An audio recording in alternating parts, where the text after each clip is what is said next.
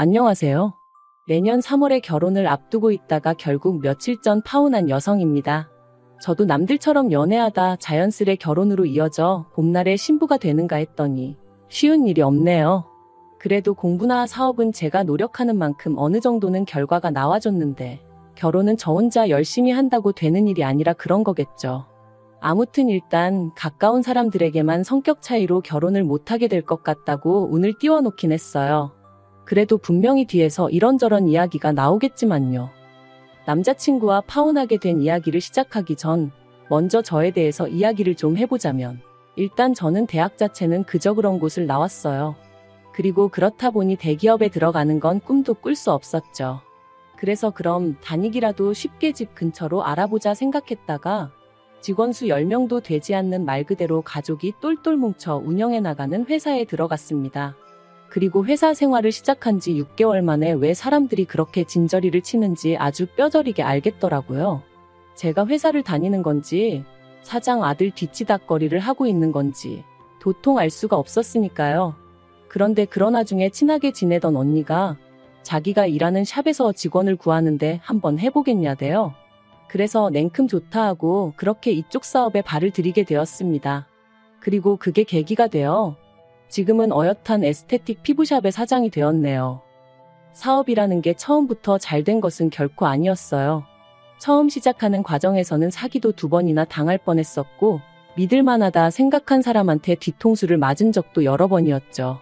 그러다 보니 하나부터 10까지 제가 스스로 나서지 않으면 안 되겠다는 생각을 하게 되었고 그때부턴 정말 하루에 2-3시간 자가면서 일을 해나가기 시작했어요.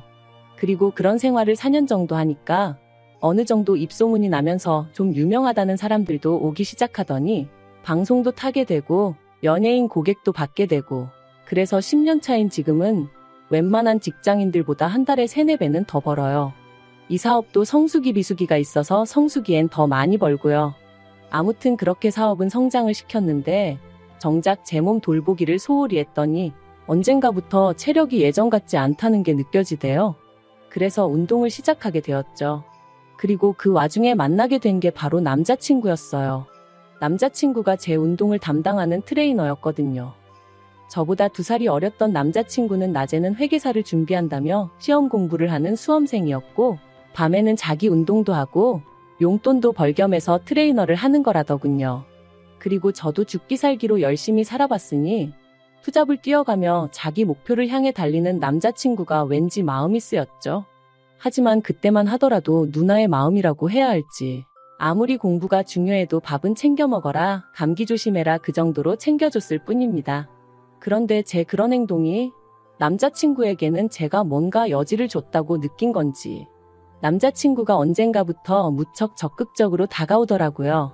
그리고 저도 솔직히 말하면 남자친구가 저돌적으로 다가오니까 그게 싫지만은 않았네요. 그래서 연애를 시작했어요. 물론 그때만 하더라도 이 연애가 결혼 이야기가 오갈 만큼 진지해질 줄은 몰랐고요. 사귀는 동안 남자친구가 저보다 어리기도 했고 또 수험생이다 보니 왠지 당연하다는 듯 제가 데이트 비용의 대부분을 부담했는데 그 자체가 그렇게 저한테 문제가 되는 일은 아니었어요. 남자고 여자고 능력되는 사람이 좀 더 낼 수 있다는 게 제 생각이었으니까요. 그리고 금전적인 부분을 제외하곤 남자친구가 저를 힘들게 하는 게 없었습니다. 술을 좋아하는 사람도 아니었고 여자 문제로 저를 애타게 한 적도 없어요. 그래서 그것만으로도 충분하다고 연인으로서 나아가 결혼 상대로서 손색이 없다고 생각했죠. 게다가 연애하는 동안 지금 돌이켜 생각해보면 말이 안 되는 건데 남자친구가 회계사가 될 거라고 철석같이 믿었으니 한마디로 능력도 있는 남자라고 착각하고 있었답니다. 그래서 결혼 이야기가 나왔을 때도 크게 고민하지 않았네요. 신혼살림은 제가 가진 아파트에서 시작하면 된다. 혼수도 이미 어느 정도 채워져 있으니 문제없다. 그렇게 단순하게 생각한 거죠. 그런데 결혼 이야기가 오가고 남자친구 부모님과 왕래를 시작하면서부터 조금씩 뭔가 삐그덕거리는 게 느껴졌습니다. 일단 양가 어른들에게 인사를 드리러 다니는 문제에 있어서부터 어머님과 부딪히게 되었거든요. 일단 저는 양가 부모님께는 당연하고 좀 더 나아가서는 조부모님한테까지는 인사를 드리러 가는 게 맞다고 생각했어요. 친척분들에게도 인사를 드리면 좋겠지만 그건 다들 모이실 일이 있다면 가능한 거고, 그렇다고 저희가 인사를 드려야 하니 모이시라 하는 건 또 경우가 아니라고 생각했죠. 그런데 어머님은 저와는 생각이 많이 다르셨습니다. 일단 부모님, 조부모님은 당연한 거고, 시댁친가 외가 어른들도 전부 다 따로따로 한 집씩 찾아뵙는 게 예의라고 하시는 거예요. 그런데 저는 제 사업을 하는 사람이다 보니 그렇게 무턱대고 시간을 쓸 수 없는 상황이었거든요. 거기다 결혼 준비라는 게 앉아서 되는 게 아니라 저도 저 나름대로 알아봐야 할 것들이 많았고요. 하지만 어머님은 제 그런 사정은 전혀 고려해주지 않으셨습니다. 오히려 제가 그렇게까지 시간을 내기는 어렵다고 하니 단박에 그건 어른들이 알 바가 아니라시며 처음부터 그렇게 제 입맛대로 하려고 들면 되냐 하셨으니까요. 솔직히 당황스럽기도 하고 황당하기도 하고. 하지만 그때만 하더라도 기왕이면 어머님께도 잘 보이고 싶었고 잘 지내고 싶었기에 무작정 죄송하다 했네요. 그러다 둘째 시이모님을 만나 뵙기로 했던 날이었어요. 점심 먹고 커피 마시고 하면 5시쯤에는 헤어지겠구나 싶어서 저녁에는 제 삼촌에게 남자친구를 소개시킬 생각이었죠. 남자친구에게도 이 일정을 미리 알려주면서 자리가 길어지지 않도록 중간에서 적당히 끊어달라고 했고요. 여담이지만 제가 이런 부탁을 미리 했던 건 일전에 큰이모님을 만났을 때도 점심 먹고 커피 마시고 헤어지기로 했었는데 큰이모님이 갑자기 어디 백화점을 좀 가봐야 한다며 같이 가자고 저희를 이끄셨고 그렇게 이리저리 끌려다니는 바람에 제 저녁 일정이 다 어그러졌었기 때문입니다. 남자친구가 어머님한테 저희가 가봐야 한다고 말을 하긴 했는데 어머님이 큰이모님이 저희 때문에 서울까지 올라오셨는데 그게 무슨 소리냐며 크게 화를 내셨었거든요. 그래서 이번엔 남자친구에게 미리 분위기 파악하고 적당히 정리 좀 해달라고 부탁을 한 거였죠. 그리고 아니나 다를까 약속 당일 둘째 이모님은 난데없이 제가 운영하는 샵에 가보고 싶다. 연예인들도 온다며 나도 한번 관리 좀 받아보자 그러시는 겁니다. 그래서 제가 저희 샵은 예약제고 보통 2주 전에는 예약이 다 차서 힘들다 말씀드렸는데 어머님이 네가 사장인데 안 되는 게 어딨냐며 당신이 시이모님 볼라치 있네 없네. 게다가 시간은 자꾸만 길어지니 제 마음이 너무 초조하더라고요. 그래서 남자친구를 쳐다봤는데 어이없게도 남자친구가 저더러 저녁 약속을 좀 늦추면 안 되냐고 묻더라니까요. 어찌나 황당하고 기도 안 차던지 결국 참다 못한 제가 저랑 남자친구는 저희 삼촌이랑 선약이 있어 이제 가봐야 한다. 샵에 오고 싶으시면 미리 전화 주시고 예약해달라 말씀드렸습니다.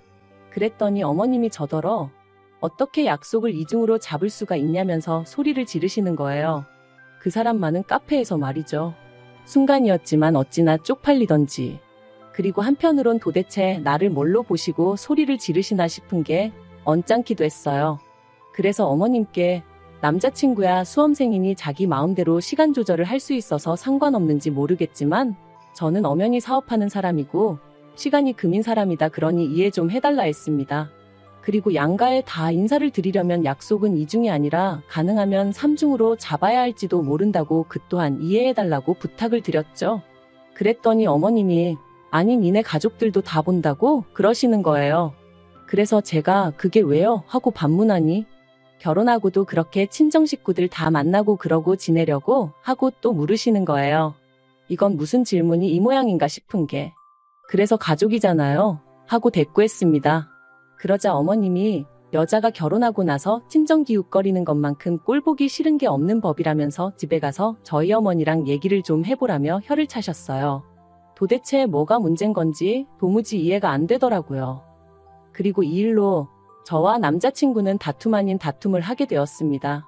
남자친구는 자기 어머니가 옛날 분이라 그러신 거라며 저한테 너무 의미부여를 하지 말라 했지만 아무리 옛날 분이라고 해도 그렇지 보고 듣는 것도 없으신가 싶기도 하고 결혼 전부터 저한테 일이 막 하시는 걸 보니 결혼 후에는 얼마나 심하실지 생각만 해도 죽겠더라고요.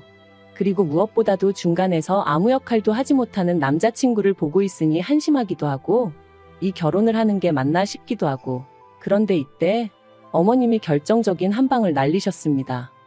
사업이 어느 정도 안정권에 들어선 이후로 저는 줄곧 친정 부모님께 매달 200만 원에서 300만 원 사이의 생활비를 드리고 있었고 이렇게 드려도 제 생활에는 별 문제가 없었어요. 그리고 결혼을 한다고 해서 이 돈을 줄이거나 할 생각도 없었죠. 반면에 남자친구는 수입이라곤 헬스 트레이너로 일하면서 버는 돈이 전부였으니 부모님께 따로 생활비는커녕 용돈도 드리지 못하고 있는 상황이었고요. 하지만 결혼하고 나면 솔직히 아무리 제가 번 돈이라고 해도 저희 부모님만 챙기는 건 아니다 싶어서 남자친구 부모님껜 매달 50만 원 정도는 보내드릴 생각이었습니다. 그리고 이 이야기를 남자친구에게 했을 때 남자친구가 그렇게까지 자기 입장을 생각해주는 거냐며 너무 고맙다고 했어요. 자기가 너무 가진 게 없어서 솔직히 저한테 미안한 마음도 컸고 볼낯이 없기도 했는데 그런데도 이렇게까지 배려를 해주는 거냐면서 자기가 꼭 회계사 시험에 합격해서 저를 기쁘게 해주겠다 뭐 그렇게 말해주더라고요. 그래서 저는 이 일이 저희가 결혼하는 데 있어 문제가 될 거라곤 추호도 생각치 못했습니다. 오히려 저희 두 사람을 더 끈끈하게 만들어주는 그런 계기가 될 거라고 생각했죠. 하지만 황당하게도 어머님이 반대를 하고 드셨습니다. 어떻게 벌써부터 친정에다 그렇게 돈을 퍼줄 궁리를 하냐면서 말도 안 되는 소리는 하지도 말라셨거든요. 황당해서 도대체 뭐가 문제냐고 따졌어요. 제가 벌어서 저희 부모님 드린다는데 왜 어머님이 화를 내시는지 도저히 이해가 안 된다 했죠. 그랬더니 결혼하면 가정에 올인하고 뭐든지 어른들하고 상의해서 결정해야지 왜 제멋대로 하려드냐면서 점점 더 크게 화를 내시더라고요. 그래서 남자친구하고도 이미 얘기가 된 부분이라고 말씀을 드렸지만 어머님께서 하시는 말씀이 걔가 알면 뭘 알겠냐며 아무리 남자친구가 저보다 어리다고 손바닥에 놓고 이리저리 구워 삶을 생각은 꿈도 꾸지 말라시대요. 당신 두 눈에 흙이 들어가기 전까지 그 꼴은 절대로 못 본다면서 말이죠. 제가 보기엔 정작 남자친구를 어린애 취급하는 건 어머님 본인 같았는데 아무튼 어머님과 이야기를 하면 할수록 이분을 내가 평생 감당할 수 있을까 싶은 게 절로 한숨만 나오더라고요. 그래서 결국 남자친구를 대동하고 다시 한번 남자친구 어머님을 찾아갔습니다. 그리고는 단도직입적으로 저에게 바라시는 게 뭔지 여쭸어요. 그랬더니 어머님 말씀이 솔직히 남자친구가 회계사 시험만 합격하면 저보다 어리고 잘난 아가씨들이 줄을 설 텐데 제가 이렇게 채가는 게 분하시답니다. 거기다 돈 몇 푼 가지고 당신 아들을 좌지우지하려 드는 것 같아서 그것도 마음에 안 드신다대요. 그리고는 하시는 말씀이 결혼도 하기 전에 친정하고 시댁하고 차별을 하겠다고 마음먹은 그 태도도 아주 글러먹었다면서 당신이 딱 정해주겠답니다. 그리고 그 내용이란 게 결혼하면 일단 경제권을 남자친구에게 넘기고 시댁과 친정에 드리는 용돈은 똑같은 액수로 통일을 하라는 거였죠. 그리고 당신은 가족 간의 화목을 중요시하기 때문에 사업을 핑계로 가족 행사나 모임에 빠지는 꼴은 절대로 못 봐준다며 이런 내용으로 공증을 받아오라나요? 웃겼어요. 어이가 없어서 웃음이 난다는 게 이런 거구나 싶었죠. 그래서 저도 모르게 어머님더러 진심이시냐 묻고는 말 그대로 빵 터졌습니다. 그리고는 제가 왜 그래야 되냐고 물었어요. 제가 어머님 아들이 좋아서 결혼하겠다고 한 건 맞지만 제가 어디 팔려가는 것도 아니고 왜 전부 다 어머님 입맛에 맞춰드려야 하냐 그렇게는 못한다고요.